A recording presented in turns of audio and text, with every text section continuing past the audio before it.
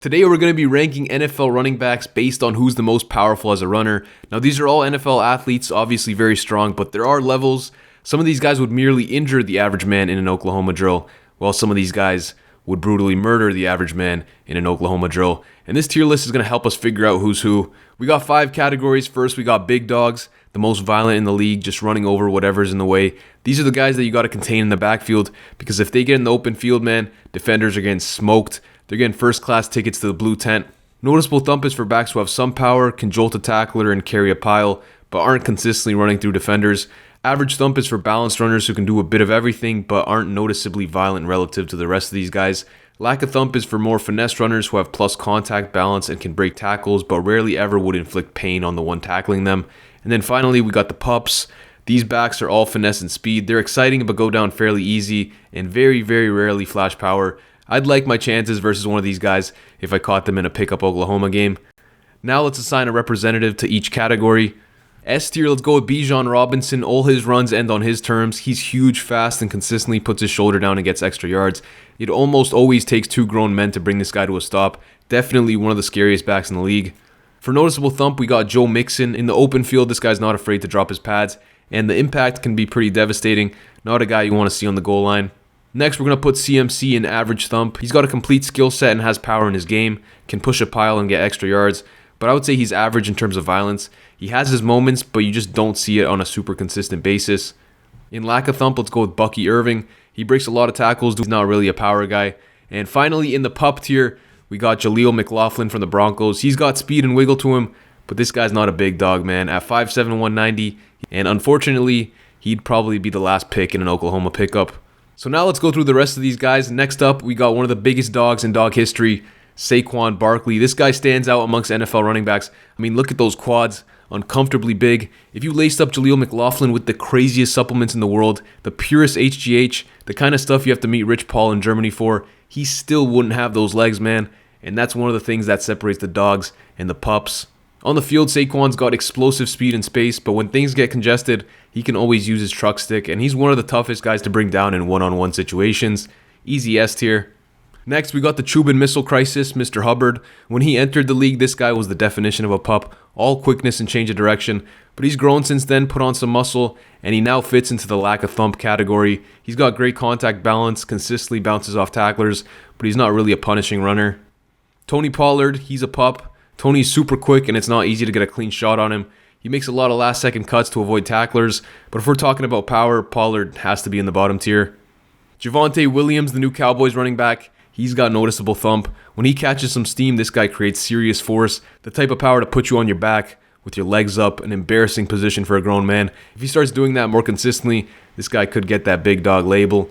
Raheem Mostert, currently the number 1 back on Las Vegas' projected depth chart. He's also got noticeable pop. His combination of great size, elite straight line speed, and his willingness to put his shoulder down make him pretty scary for second level defenders. Aaron Jones, he's a balanced runner. He can really do it all. He's got average thump. Travis Etienne fits in the pup category. Really quick back, great acceleration, but he's all finesse. Next, Josh Jacobs. He's got big dog status, and he earned it before he was even in the league. Nasty stuff, man. Jacobs has linebacker-like thickness, and he's one of the toughest dudes in the league to bring down. He's got grown men just flying off him. I don't think there'll be any debate about this rank. James Cook, he's going into lack of thump. He's got the ability to bounce off tacklers, and he's not the easiest to get a clean shot on, but he's not a consistently violent runner. Alvin Kamara, another Bucky Irving type, really good contact balance, vision, and quickness. He can force missed tackles, but you're just not going to see him run over any defenders. Next, Kyron Williams, textbook pup, smaller frame, hides behind his blockers, has great quickness and vision, but he's 99% finesse. Jahmyr Gibbs, S-tier explosiveness, but not the best power. He's got solid contact balance though, and can get some yards after contact, so we'll put him into lack of thump. Next up, we got Ramondre Stevenson. Don't sleep on him, man. His truck stick is crazy, one of the best in the league, and he showcased it multiple times this past season. There's nothing you can really do. You got to give him big dog status. Stevenson legit damages defenders. Let's go through some of these quickly here. Achane will go lack of thump. He's a smaller back, but he can battle through contact. Chase Brown, similar situation to Achane, another lack of pop runner. Breece Hall, he's got average thump. Breece has a diverse skill set, and he does show power at times, though I'd put him below CMC and Aaron Jones. Jonathan Taylor will put him in average thump. He's mainly a speed guy, but he can also inflict damage on defenders occasionally. Jerome Ford, an underrated back, but he's mainly a finesse runner, so he has to join the other pups. Finally, the main man of the video, we got Derrick Henry, 6'3", 245. This guy's a problem.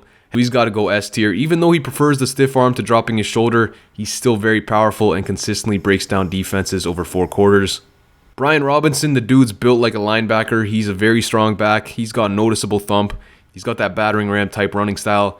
Jaylen Warren, average thump. He's a physical player and welcomes contact.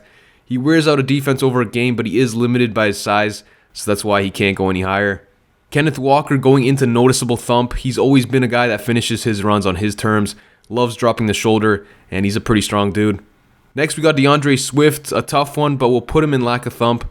He rarely shows physicality as a runner, but he does have moments where he flashes impressive power and can really punish a defender.